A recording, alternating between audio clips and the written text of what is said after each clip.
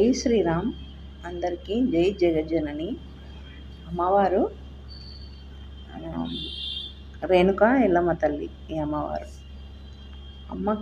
అమ్మ ఏంటంటే, మా డాడీ అమ్మవారి గుడి కట్టిస్తా అని ముడుపు కట్టి పెట్టిండు.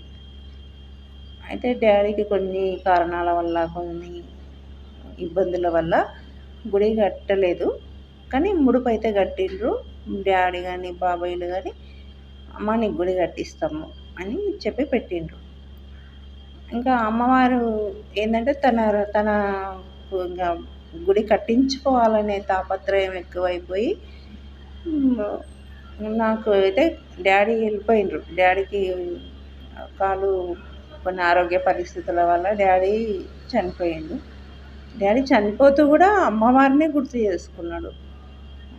డాడీ అంత ప్రాణాపాయ స్థితిలో ఉండి కూడా అమ్మవారి మీదనే ఉంది డాడీకి.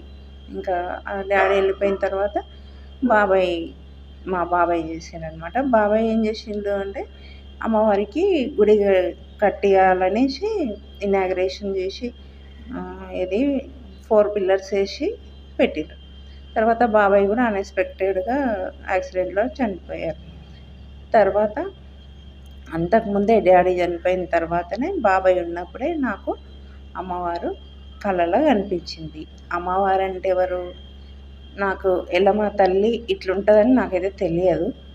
అమ్మవారు 5 పడగలు ఉన్నాయి. వెనకాల అమ్మవారు ప్రతిరూపం ఉంది. పడగలు రాజరాజేశ్వరి దేవికే ఉంటాయి, ఎల్లమ్మ తల్లికి ఉండవని నా ఫీలింగ్. నేను రాజరాజేశ్వరి దేవి విగ్రహం అట్లుంటుంది అని అనుకున్నా. నాకెందుకు రాజరాజేశ్వరి దేవి వచ్చింది? గుడి కొత్త గుడి మా నాన్న వాళ్ళ ప్లేస్లోనే గుడి కట్టిండ్రు. అట్లా కళ వచ్చింది నాకు.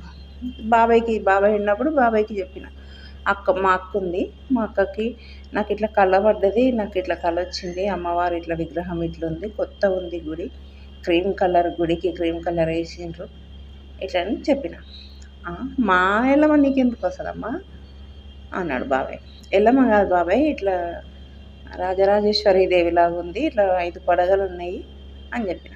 ఇంకా అది అయిపోయిన తర్వాత గుడి మా బాబాయ్ వాళ్ళు అందరం కలిసి వేసుకొని చేసినాం అన్నమాట గుడి. ఆ గుడి కడుతుంటే విగ్రహం తెచ్చిండ్రు కదా, తమిళనాడు నుంచి విగ్రహం తీసుకొచ్చారు. నాకు ఎట్లయితే కళలు వచ్చిందో అదే విగ్రహం మళ్ళీ వచ్చింది. నాకు అసలు